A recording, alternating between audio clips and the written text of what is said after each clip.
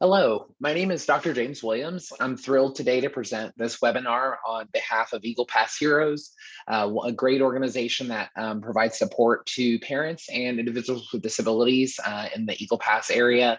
And so it's my honor today to present this content. I hope you enjoy it as much as I love sharing it. It's a passion very, very close to me. But let me start by introducing myself. So my name is Dr. James Williams. I'm the Chief Operating Officer and National Pre-TS Director for Bloom Consulting.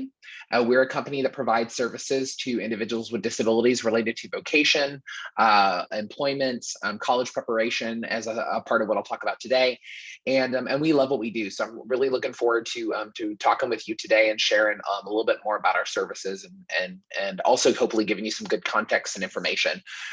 You also notice on this slide, I have Dr. Deanne Lechtenberger. So she is my colleague that actually I've known for years and years, who started her own college support program for students with disabilities at Texas Tech University. And sometimes she'll join me on this presentation, which is why you see her name listed. She won't be with us today, but she's an amazing individual. And I'll share some more about her contribution to Campus Connections and to the effort that my staff and I are doing in Texas and in Nevada over the next several years. So well, that said, that is my background. I'm fortunate enough to have a lot of different hats. So besides my professional hat, I also was diagnosed with Asperger's syndrome at the time when I was 12 years old. I'm in my mid 30s now. So it's been quite two set of 2 decades. Of course, for all of us, the last year and a half has been particularly interesting.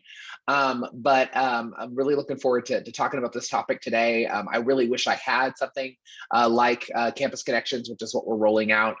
When I was in college, unfortunately, I didn't, but I'll also be able to give you some good context today about college preparation. And, if you have a student with a disability, what things you need to be looking at in terms of, is college appropriate for that individual? So that's said, we will get started. One thing I want to share before we move on is our website. So bloomconsultingco.com is our website link. I encourage you to go there and utilize our web resources page at the top. If you go to the top bar and you click on resources, we have a lot of different great organizations like Eagle Pass Heroes that are on there that you can look at, and some of them are specific to Texas, some of them are national, but all are really great resources that we have used with families for years. So hopefully you will do that as well and can benefit from that even beyond this presentation.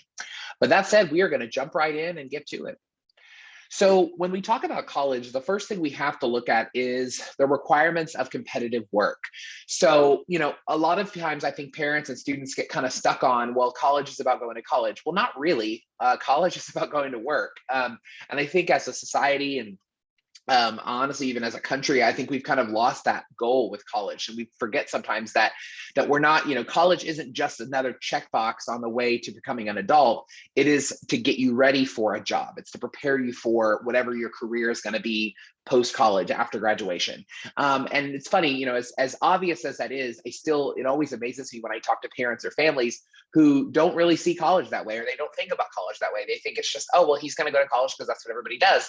Well, I can tell you, first of all, that is not what everybody does. A lot of people nowadays are doing technical training schools, going straight into the workforce, and there's nothing wrong with that. There's good and bad reasons and good things that come out of all those. So no, not everybody is going to college. But the other thing is too is that we shouldn't be going to college just for the sake of it. We should be going to prepare us for whatever job we want. So the decision to go to college shouldn't be, okay, well, I'm going to go to college and then I'm going to decide what job I want to get. Instead, what I'm going to propose today is that you really think about college as, kind of backwards, meaning think about the job first, figure out what that job is, and then say, okay, to get to this job, I need to go to this type of program in college, or this degree, or this training certificate, or whatever it is. And I think if you do it that way, you'll be amazed at how much more successful the individual will be, because they're beginning with the end in mind in terms of work. So that said, requirements of competitive work, because remember, if these are the requirements for competitive work, well, then they're also going to be requirements for college, and they certainly are.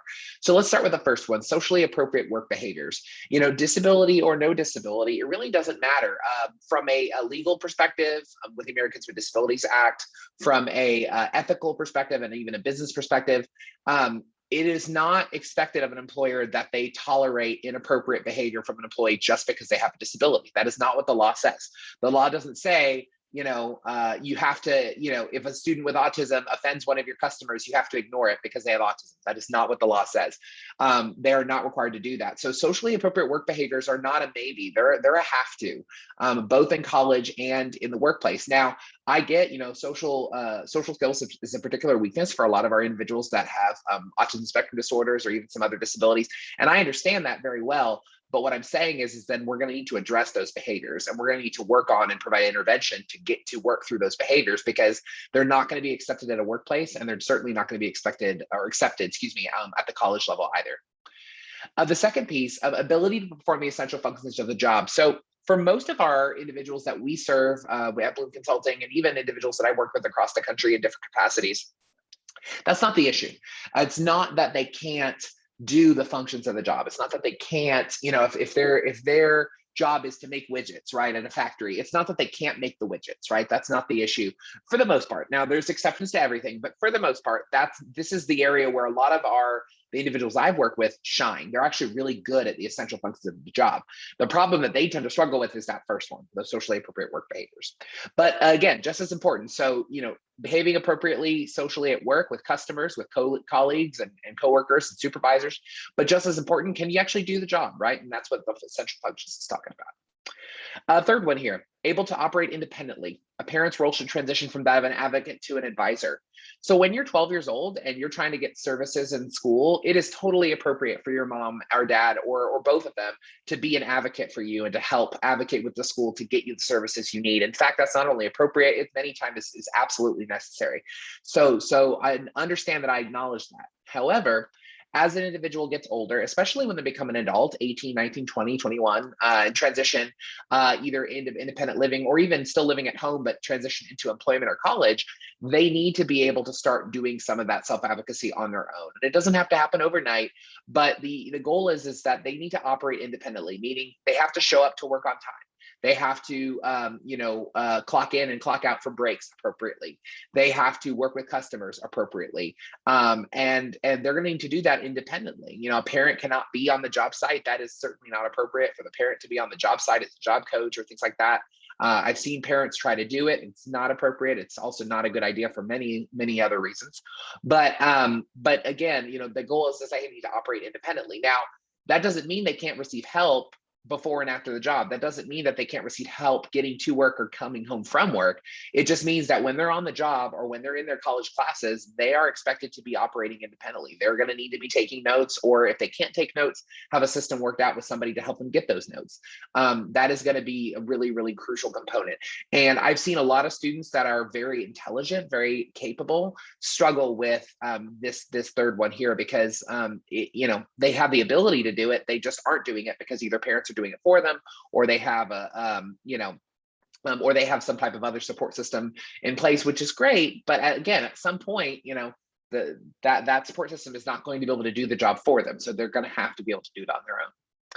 The fourth piece is they're able to manage their own time, including breaks, arriving and leaving on time. We see this a lot with individuals on the spectrum. They struggle with, getting to work on time, leaving work on time, clocking in on time, coming back from breaks. Especially if it's shift work or retail or food service, things like that, where those shifts are super, super important and super rigid. We need to be able to do that. So that's another requirement of competitive work in some environments. And actually at college it is too, because you've got to go to class on time, right? If you miss class because you're running late, or you miss class completely because you're at home playing video games, that's going to be a problem. And if you're not able to manage that time, that's going to be an even bigger problem. The ability to perform activities of daily living, or ADLs, as we like to call them. Really, really important.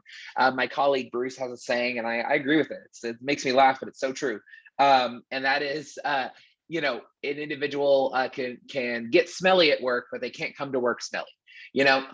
And people always laugh when I say that, but seriously, think about it. If you have a person who is, let's say, working in the garden center in Central Texas during the summer, you're going to get really hot and really sweaty and probably pretty smelly by the end of a 4-hour, 5-6-hour shift.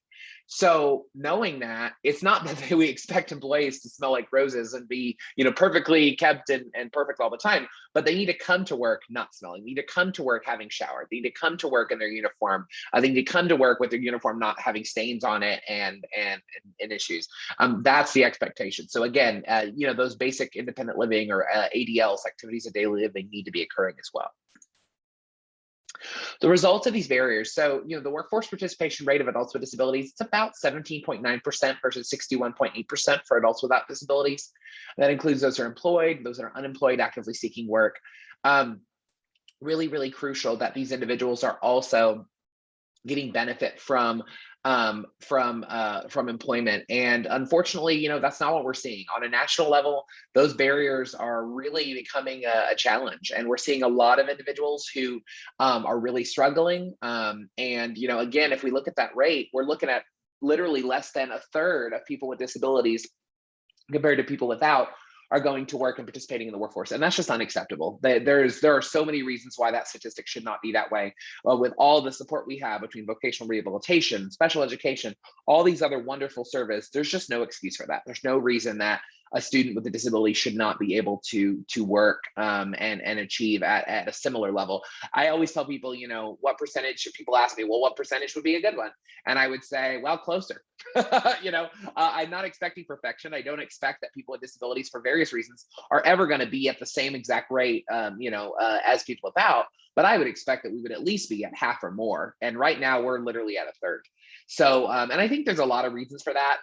I've discussed this with many different parents, many different professionals, educators, and a lot of people have different theories. One of the theories that I hear a lot, which I don't think it's 100% of the reason, but I think it is part of the reason, is disability entitlement programs, things like SSI and SSDI.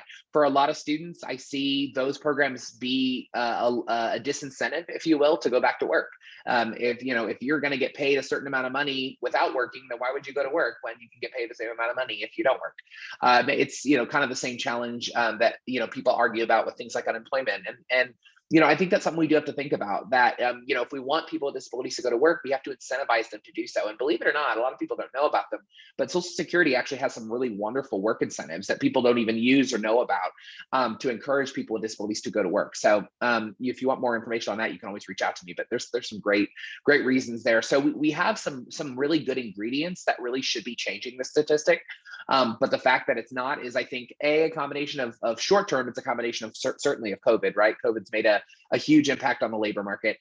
The other thing, though, too, is these stats were frankly not much better before COVID. So I don't think it's fair to even blame a lot of it on COVID. I think it's mostly some societal factors, things like SSI, things like physical disabilities, people being physically unable to work. There's a lot of different reasons that go into that, but certainly some of them are things we can't control. The next piece, workforce participation rate of adults with ASD. Of only about 55.1% of young adults with ASD or autism had a paying job during their first 6 years out of high school. That was the lowest category that Dr. Paul Shattuck and his team in 2012 found. And that study is relatively old, but honestly, it's one of the best we've ever had in terms of disability employment and looking at it at a national basis across states and across areas and metros. And so that statistic, some people look at it and they're like, wow, well, that's a lot better than the 17.9%. And you're right, it is. But here's some things to think about. For one, this is only the first 6 years out of high school. So this is not lifelong. This is not a 30-year-old or a 40-year-old. These are students that are in their mid-20s, and it's saying that only half of them are employed. So that's a big deal, or a big thing. And the other thing to consider is it's the lowest category among all disabilities. So even though we've got individuals with high functioning autism, individuals like myself who are totally capable of being employed and working and going to college as well, they're not doing so, or they're not being successful in doing so. And so that's a concern as well. Another piece that I have to share, and this one always really hits me hard because I see it, but I also, to see it on paper, really shocking. 85% of approximately of college graduates with ASD are unemployed. And that's a huge issue as well. I see a lot of families that tell me, you know what, if we just get them through college, or we get her through college, things will be fine, right? If she goes to college, she'll get a job. Well, as we know from all students, not just those with disabilities these days, college is not a guarantee of a job. In fact, we have many people that have college degrees in our country that are not working in the positions they want to be in. They're not working in the areas or the degrees that they got. That's actually becoming somewhat of the norm, unfortunately. So we really need to think about that college in and of itself is not the end of the journey. It's just another step in the journey. And so, college graduation is great. And I love that individuals with ASD are graduating from college, and more are every year. And they are, thanks to some wonderful programs out there. And I'm thrilled about that. However, I also have to be honest when I say, our work's not over, because this 85% that are unemployed is far from over. We absolutely need to address that statistic, and we need to make sure that students are going to college with ASD are actually getting jobs and having the same opportunities as other college graduates are. And then the last one here is chronic underemployment of adults with ASD. So many people with ASD, including those who are higher functioning, are in low wage jobs that perpetuate their dependence on the government and their family members. So, if you're working at, $9 an hour or even $8.50 an hour, which is above the minimum wage, for example, in Texas, but you're working 40 hours a week. If you do the math and take out the taxes, that's not really enough money for a person with a disability to live on. That's not really enough money for a person with a disability to pay their healthcare bills, their medication, their transportation needs, their food needs. We're not even talking about any luxuries or anything beyond that. We're just talking about the basics. So that's a huge, huge thing to understand as well, is that, even in the cases where they are employed, of that, let's say that 15%, right, that are employed, many of them are, if they are employed, they're employed in, an entry-level job, and they're doing that with a bachelor's degree or a master's degree, and that's not okay.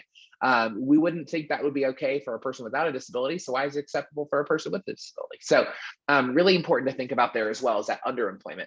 And then Integrate, the organization that I talked about earlier, that gave us that first stat, they also found that 79% of young adults with ASD were working part-time, averaging about $9.11 an hour. Granted, it's 2019. Hopefully that's gone up a little bit. I don't imagine it's gone up a ton though. That's a huge concern. So we've still got that underemployment piece, right? And especially if a student is paying off college loans or something like that, oh my gosh, if they're paying off student loans and they're making that, well, then they have even less money. Going to college is a gym, not a spa. So one of the things that we tell a lot of the people that we work with is college is an example I give people is in high school, resources are identified and made available to students. So, if you're a high school student with a disability, in the ARD meeting or IEP meeting, they're talking about the services they have. You're getting services put on your IEP. A lot of those services are brought to the student. They're brought to the family, as they should be, and that's what the law requires. However, in college, students must seek the resources they need. Students must be the ones that go to that disability services office and say, hey, I really need these services to be successful as a student. I really need these things to be successful as a student. And if they're not able to do that or capable of doing that, then we're going to have a problem. That's going to be a huge barrier to that student in terms of their ability to be successful and grow as an individual. So those are some things to really consider. And my concern, of course, long term, is if we don't start addressing some of these challenges with these students, then they're not going to be able to do what they need to do in college. And so that's something we have to consider. And the workforce, same thing. They must self-advocate to receive those reasonable accommodations. It's not appropriate for their mommy to call their boss and say, my son needs these accommodations. It's only appropriate to do that if the individual themselves is requesting that information. And so, I can't emphasize enough that, again, the services are there, the supports are there, but the student is going to have to seek them out on their own. And so if they're not able to do that, some training is going to have to take place to get them to be able to do that. Why college, right? So, why is college crucial? Why, is it a big part of the experience? Well, there's a lot of reasons, but here are just some ones we've picked: learning to live independently, socialization, networking, sampling the real world and its diversity, learning about themselves, right? Building confidence in who they are, learning to self-advocate, learning to problem solve, make decisions, and probably number one and the most important, learning from their mistakes, right? A lot of parents I work with are so worried about their students making mistakes that they forget that if they never make mistakes, then they never know what a mistake is. They never know what failure feels like or looks like. And as such, they're not as motivated to be successful because success and failure look the same. They don't really notice. So we really have to think about that are we allowing students to fail? And I'm not talking about in ways that risk their health or their safety. I'm talking about, little things, little failures, little mistakes that they learn from. That's what I'm talking about. So really important there to consider that. What post-secondary program will be a good fit? Not every program is the same. So you've got programs, for example, and this is not an exhaustive list. So if I did not put your program on here, please don't be offended. It's just because it just was not one of the examples I gave. But there's some wonderful things that are out there that are not on here as well. And so things like drop-in program classes for individuals that maybe have intellectual disabilities. Those can be great. College experience programs for individuals with more significant disabilities or IDD who may, want to be on a college campus, but maybe aren't at the academic level to take a traditional college class. And that's fine. There's some great programs out there for that. Transition Academy at Texas Tech is one of them. Trade schools can be great options if they want to learn a trade. Many times my students that go to trade schools earn very, very good livings and are employed very quickly. So that can be a great option. Community college and living at home, that's certainly an option. ACC has the STEPS program, Houston Community College has the VAST program. Again, those programs are generally targeted more towards individuals with intellectual disabilities or individuals that are not going to take traditional college coursework, credit coursework. However, sometimes they're not, just kind of depends, but normally that's their focus. And then we've got four-year university live on campuses or living in apartments. So Texas Tech's CASE program, Texas A&M's Aggies Achieve program. There's a couple of new ones that are coming on. Campus Connections is certainly could be a program that would fall under that as well. So, and I'll talk a little bit more about that later. Academic degree or certificate. So I'm not going to read through all these, but when you're thinking about a student's ability and a student is looking at what they want to do, they really should consider not just academic degrees, but certificates, because certificates can be much cheaper, they can be much faster, and they can be much more hands-on and less textbook and lecture. And for a lot of our students with disabilities, certificates are kind of a dream come true. And so really look at certificates. Do not discount them. Don't just say, oh, well, that's not a 4-year degree or that's not a 2-year degree, so I'm not going to bother with it. Don't do that, because you need to look at those programs, because you may miss a great program that would be a great fit for you just because it's not a degree. And frankly, again, what did we say about college, right? College is about future workforce preparation. So if your career goal is through a certificate program and not through an academic degree, then that's fine, because that's your career goal and that's what it's about. Challenges for neurodiverse students, these are just examples. Again, y'all can read, so I'm not going to read them to you, but these are some things that your individuals are going to struggle with that have disabilities: communicating and socializing, executive functioning, sensory sensitivity. Certainly, these are all things that I've dealt with in my life and certainly are very, very real and very challenging. So those are some challenges that I'm sure many of you on the webinar that are watching can testify to in terms of your student or your children. Issues facing students moving into college. So some challenges: less structure, more choices, right? It's probably one of the biggest ones.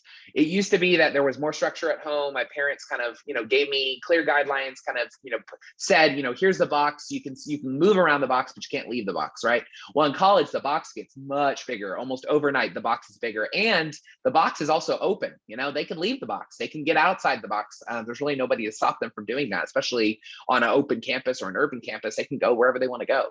So that can be a challenge if students aren't prepared for that freedom, if you will. Dorms, yes. Roommates, oh my, can be real challenging. Certainly, sometimes they can be great too. So I don't want to say every roommate is bad. That's not true. But there are definitely challenges that come along with roommates for all students, not just those with disabilities. Large and confusing social environments, very much. Professors are not teachers. I think this is one that someone had to explain to me when I was an undergrad. Just because the professor is a professor does not mean they're a teacher, right? Professors are content experts. They do not have to be teachers. In fact, many of your teachers, in fact, most of your teachers that are currently teaching in higher education are not certified Texas teachers or state certified teachers anywhere. They are experts in their knowledge area. That is what they're hired for. That is what the university pays them for. They're not paid to be teachers. Now, is that right? Well, that's a different story. Should they be teachers? Probably. Should they have better teaching credentials and teacher training? Absolutely, they should. I am a college professor, and I can tell you some of my colleagues are wonderful people, but they do not know how to teach. I can also tell you that I have some amazing colleagues that are wonderful teachers, probably better at it than I am. So, there definitely is a difference in quality for sure, but professors do not have to be teachers, so that can be a challenge. No homeroom or resource room. That can be a challenge if students are used to that. Accommodations, right? Accommodations, which means, adjusting, adapting, providing accessibility, taking down barriers. Those are very much protected under the law with ADA in college, right? Great. However, modifications, no. Colleges do not have to take away classes from a degree plan. Colleges do not have to modify coursework. That is not expected, and frankly, hardly ever, if ever, happens. That's not what the law requires. So 7 habits for highly successful students with disabilities. These are, I'm not going to read these to you. Some of them we've already hit, but things like self-advocacy, self-determination, motivation, accommodations, disclosure, soft skills and hard skills, right? And we've hit on some of these in different ways already. Soft skills being like social skills are a good example. Hard skills are those fun, what we call functional aspects of the job and financial aspects, excuse me, of the job. And so, but these are the things that I see students being most successful with when they have these. Preparing your students to be successful. Be proactive before they get to college. Don't wait until they're in college and struggling and floundering and failing to say, hey, they need help, or hey, we need to get them help. That's too late. I'm not saying all is lost. You still need to get them some help, but you're really going to be walking uphill, and you're going to then have to not only get them the support they need, but you're going to have to get them through the emotional toil of this failure and of those challenges that because they didn't have support. Learn and respect the new process and rules. Just because something worked in K-12 does not mean it's going to work in higher ed.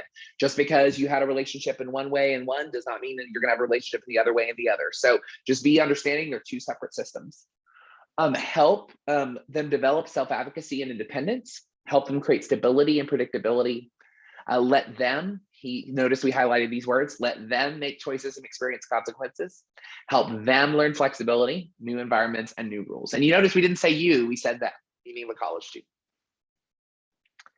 So my study looked at a couple of different dimensions, but probably the most important thing it looked at was the correlation between students with disabilities, particularly in my case, I looked at age 26 and older with autism, and I looked at parent factors. What other parents did or didn't do to make them successful or increase their chances of success in employment. What I found was parent expectations alone did have a meaningful relationship with successful employment. Way to think of that is a parent's positive expectations may increase the likelihood of their adult child achieving a successful outcome. I'm going to add something here. All things being equal, right? Because it's not just a matter about IQ. It's not just a matter of, of low IQ, high IQ. It's not that simple. Expectations, right? If a parent just simply expects that their son or daughter is going to be meaningfully employed and successfully employed, that what I found statistically is that it's going to increase the chances of them actually achieving that. And that's a huge thing to think about, especially if you're a parent. One second, just taking my drink of water. So learning and respecting new processes and rules. So IDEA no longer applies. Now we've got to deal with FERPA, right? So what FERPA, if you're not familiar with, at the college level means that students that are adults, that are independent adult students, their parents do not have the right to access all their information, even if they're paying for that school. There's limitations on information if a student doesn't grant that. So really have to be understanding that there's some things that you don't have to know as a parent, or you don't have a right to know like you did when they were in K-12. Students must self-advocate. You have to sign up for the services. They don't have to you. Student disability services can do some things, and they can do a lot, believe it or not, especially ones that are really, really great and really focused on student success. They'll do a lot for you. But then there's other ones that really just don't do much, or they only do the minimum. And that's okay. As long as they meet the law and they comply with ADA, they're okay, even if it's not what we want. And then what else is out there for support? Campuses and community. And this is where something like Campus Connection can come in.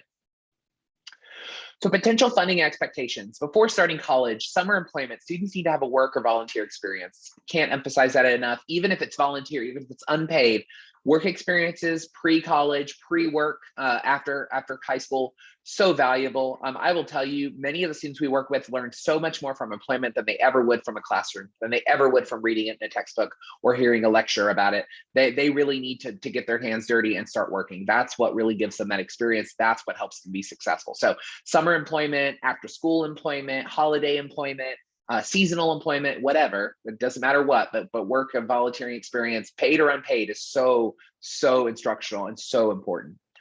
If you're in Texas in particular, Texas Workforce Commission's VRS services or vocational rehab services, they can help with the cost of college. Now I say the word can because it has to be a part of your IPE and your counselor has to agree to it. So for example, your counselor may say, I'll sponsor you to go to college. I think that's great. But before you do that, I want you to do these courses, or before you do that, I want you to take this training, or before you do that, I want to see this from you or get this from you. That's acceptable. That's a part of their policy. It's an eligibility-based program. So students can have expectations put on them before TWC VR will actually pay for services, and that's totally fine. Again, that's normal and acceptable. So understand that, but they can be really helpful in terms of getting you some pre-work training, pre-employment transition skills skills training is what we do at Bloom. That's one of our many services, and we do those for college students all across the states of Texas and Nevada every year. So definitely happy to support that, whether it's us as a provider or another provider out there. I expect student eligibility may take 3 to 6 months. That's the norm. It's running at about 3 months right now. It depends on the time of year, but right now they're actually, because of COVID, referrals are down, and they're actually, to be honest, struggling to find people because of just the issues related to COVID and remote work and virtual stuff. So it's about 3 months right now, but it can be as long as 6 months depending on the counselor. The student must meet and communicate with that counselor on a regular basis. And then funding supports degrees that lead to employment, not just degrees for the sake of degrees. So if you come to them and say, I want to take history classes because I love history, that's not enough. Then what they need to hear from you is I want to take history classes because I want to be a history teacher, or I want to get a job that needs a history degree. That's what they need to hear, and that's where they'll pay. They can, potentially pay for some of these services. Student financial aid. If a student is enrolled in degree-seeking college program, FAFSA forms can be completed each year according to campus deadlines. They can work part-time, what we call work study. That's an option. Grants and scholarships, of course, and then part-time jobs in the campus community can be really great. This is an example of some common services that you'll see in student disability services. This is not an exhaustive list. This is kind of just the basics from the school I got my undergrad in, San Diego State University. And so that's an option. For sure, it's a great school if you're interested in it. It's one of our launch partners for Campus Connections, in fact, which I'll talk about in a bit. So how, we've given you a lot of information, and I know your head's probably spinning. You're thinking, gosh, that's 30 minutes of a lot of stuff. And I get it. It is a lot of stuff. So we're going to shift gears now and kind of give your brain a chance to think and process and reset. So, we've talked about what is college feasible? Is it something to look at? We've talked about some different aspects of college related to disability. Now let's talk about one of our programs that we're offering. So we have a program called Campus Connections. And Campus Connections is different from disability services in that, disability services provides those basic accommodations and support. They provide, academic accommodations, tutoring help sometimes. They'll provide help with registration, with testing environment. Those are all great, very important things. However, what about other things, right? What about social skills? What about help with registering for classes and knowing what building to go to? How about, who do I contact to get this done in my student account on campus? Who do I go to get a job? Who do I go to ask questions about my meal plan? How do I plan out my doctor's appointments? How do I plan my transportation to and from class? I could just go on forever. All those other things that disability services, really, that's not their responsibility to help you with. That is where we would come in as Campus Connections. So Campus Connections is our innovative program. It's designed to support neurodiverse college students or students with disabilities as they attend the post-secondary institution of their choice, either virtually or in person. It uses the wraparound planning process and the Berkeley Method assessment to build an individualized support team, which pairs each student with a connections coach who provides mentoring, guidance, and navigational support. This relationship empowers students to problem solve their concerns more effectively and efficiently, while also fostering informed choice and greater self-advocacy. So the idea with this program, as my colleague Deanne Lechtenberger says, this is not about fishing for the student. This is about fishing. This is about teaching the student how to fish, right? We're teaching the student how to do it for themselves. We're not doing it for them. That's a really key thing for us to understand and for parents to understand. And what that means is yes, there are times when we're going to allow, and we're going to have to allow our students to fail. And that's a part of life. Is if they make some choices, there are some natural consequences for those choices. But what we're there to do, though, is to help them with support. So hopefully they don't fail and they have somebody to go to who's not their mom or dad to get help if they need it. And that's why we're there. Initial ongoing career assessment is a part of that. Monthly wraparound team meetings, monthly virtual and in-person social events, weekly group skills classes. Some of those will be virtual, some of them will be in person. Weekly one-on-one scheduled support sessions. As needed support. So that's probably a key component. I'll stop there to explain. Every week they have a standing appointment with their coach to meet and go over classwork, issues that are going on, basically any support that they need. That's what we're there for. Additional as needed support at student request. Of course, so if they need more than that hour a week, fine. If they need text messaging or they need Zooms or FaceTime or on-campus meetings or whatever they need to be successful, if it's at request, meaning we're not going to force it on them, but if the student asks us and reaches out, we'd love to help and we could absolutely provide more support. Ongoing service and support coordination is designed to foster self-advocacy and informed choice, and post-graduation internships and job placement referrals and support. So it's available for undergraduate college freshmen through graduate school completion. The cost is $1,000 per month, private pay. Now, I'm excited to share that we have gotten a approved VR contract in the state of Nevada. So in Nevada, although families can choose to privately pay if they don't want to work with Nevada VR, I encourage them to do that and work with VR, because VR will fund the process or fund the program in full. The other thing is that TWS VRS actually also, we have a pending contract with them in Texas to fund the service as well. Now, that contract has not gone through yet. I want to be very clear on that, but it is in those pending stages, and I expect it in the next month or two to be done. So it'll probably be a little closer to August than I would like, but as you know, if you've ever worked with the state of Texas, they move very slow. So there's really nothing I can do about that, or you can do about that. But that is definitely an option in the future when we have that contract, is it can be funded through VR. The application process, if you're interested, and I'm going to go through this quickly, but the application process is pretty simple. The student needs to get admitted to their school of choice first, online, whether it's an online school, trade school, whatever, any type of degree program or professional certificate program is fine. Then they need to complete our online student application on our website, which I have links here for you for that. They need to upload that student documentation to that application, or they can email it to us, transcripts from high school and previous colleges, and then a copy of their most recent psychological eval. After all that's done, we'll schedule interviews with them. We'll confirm the information, and we'll set up that interview and work with the student. And I've put the application link actually at the bottom of this page, so it's clickable, or you can type it in your browser if you're interested, if you have a son or daughter or student that's interested in attending. And again, we can provide that support. It can be done at any school. So our launch, I don't think it's in this PowerPoint. Hold on. No, it's not. So I'll tell you. So our launch partners in Texas are Concordia University in Austin and Sam Houston State University in north of Houston area in Huntsville. Those are our launching partners, meaning that we want to add more in the future, and we plan on adding more in the future. This is just for now. But for now, those are our options for in-person support. However, if a student is going to any other school in Texas, that's fine. And we can provide support to them. It just will be done in a virtual format instead of an in-person format because of the natural restrictions on location. Parents have asked me, and so I'll tell you, they say, what if, how many students does it take on a campus to get in-person services? The answer is 5. If we have 5 students on that campus, then we will be able to bring in a part-time staff member on location to provide in-person services. Until we reach that point, though, the services are going to have to be done virtually, which we've been doing virtual services for a while, even before COVID. So that's something my staff and I are very familiar with and very capable of doing. So in fact, my goal is that the services basically look the same, except for the fact that they're meeting on Zoom versus meeting physically on campus. But that's an option as well. If the student, especially if students, let's say in South Texas or West Texas or something like that, we can definitely do that. Comprehensive vocational evaluation, that can be something that you can use to really help an individual with a disability plan their future in terms of job and career. It's a service we provide. We do it both funded through Texas Workforce Commission's VR services, but we also do it funded through private pay means as well, and through school districts sometimes as well will pay for us to do that. These are just some slides about the Birkman. These are a couple of the assessment tools that we use in the Birkman. The Birkman looks at career aptitude. It also looks at probably the most important part, which is how someone responds to their usual behavior, their needed-based behavior, and then their stress. It's a complicated assessment to explain in a couple minutes, but I'll tell you that it's a very in-depth assessment. You can see this left side of the slide looks at a bunch of different aspects of human energy and what that looks like, and it gives you some really great recommendations as well, so it can be a really great support.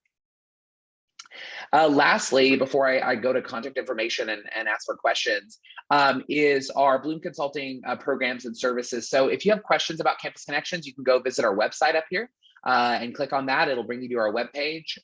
In fact, I think I'm going to do that. You see if it'll come up on our screen here. I don't know if you guys can see it. Oh, I don't think you can. So no, but so it's that website, and then the application button is at the very top of that page if you need it as well.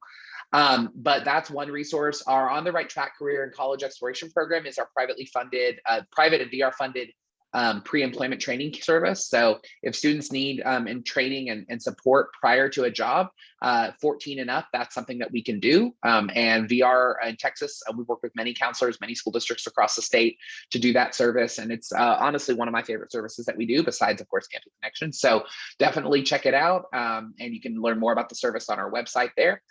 Mission Life is a really cool community-based program. Unfortunately, this program is only available in the Houston area, but at our office in Houston and our center in Houston. But it is a great service if you want to learn more about it. Bloom's Village Supported Living, same thing. That's available only by our Houston office. We have a supported living home that we can students can access and live in, which I think is really cool. And that's something you can check out as well. Our comprehensive vocational evaluations, which I talked about a bit ago, you can go to that link here to learn more about them. And then we also do job placement services. I will tell you that we currently have a waiting list for our job placement services, unless the student is being served by another program of ours, like our pre-ETS program, or our, which is On the Right Track, or our Campus Connections program. And the reason why is because we just don't, with staff, we have a lot of people looking for jobs right now. And so I only have limited staff. So unfortunately, there is a wait list for that service. But if you're interested in it, we can obviously put you on that wait list. We can talk to you about it just the same. This is our website resource page that I shared with you earlier. And it just gives kind of the basic information. I talked about resources. It's great. It's just a resource for you. Feel free. We don't make money or anything off of this page. It's literally just a resource guide for families and professionals that we work with. So use it, click all the links you want to, enjoy, learn and learn. It's a great way to learn what's out there. And we've done this as a service for you. So please do use it. I'm the one in charge of it. So I appreciate when people use it, because it's a lot of hard work, as you can imagine, on my end to do it and keep it up to date, especially. And then most importantly, my contact information, and I gave you Deanne's as well. So that number there, that is our main office in the Austin area, but that's kind of our main number. So if you call them, one of my staff can get you routed to whoever is most appropriate. And then you can also email me directly. It's jwilliams@bloomconsultingco.com. If you have questions about anything from today's presentation, if you have questions about services we do, services in your area, we may not know, but if we know, we're happy to share whatever we know. And provide that information to you. Dr. Deanne Lechtenberger, who helped start our program, her email is on here as well. It's dlechtenberger@bloomconsultingco.com. She's a wonderful person who I know loves talking to parents, so you're always welcome to reach out to her as well. And lastly, of course, you got our website if you have questions on Campus Connections or anything else here. So I'm recording this webinar. I'm going to send it to Eagle Pass Heroes, and they're going to post it. So you can watch this whenever you want, anytime you want, in your jammies if you want, on your bed, couch if you want. So, which I love, by the way. I love that about virtual presentations. I can watch them on the weekends whenever I have time. So feel free to watch this, share this with other people. Anybody who would love to see it, I'd love for them to see it. So do that. I'm also going to send them a copy of the handouts. So if you request that from them, I don't know how they're going to post this, but if there's not a way for them to post the handouts with the video itself, then I will go ahead and I'll send it to them anyways. And that way you could email them if you want the information. If you email me, I'm happy to send you the handout as well. Okay. So thank you all so much. I really appreciate your time and attention. I know it was a lot of information. So feel free to watch this a couple of times, go back. You can slow it down because I know I talk fast. I love that feature about YouTube. And you can also review the handouts as well. Thank you again so much for your time. Best of luck to you and what you're doing with your individuals, with your students, with your children. And just know how much they need your support and how much they can benefit when they get the support that they need to be successful on their own as well as adults. So thank you all so much. I hope you have a great rest of your day or evening whenever you're watching this. And I hope we can support you in some way in the future. Thank you so much. Bye-bye.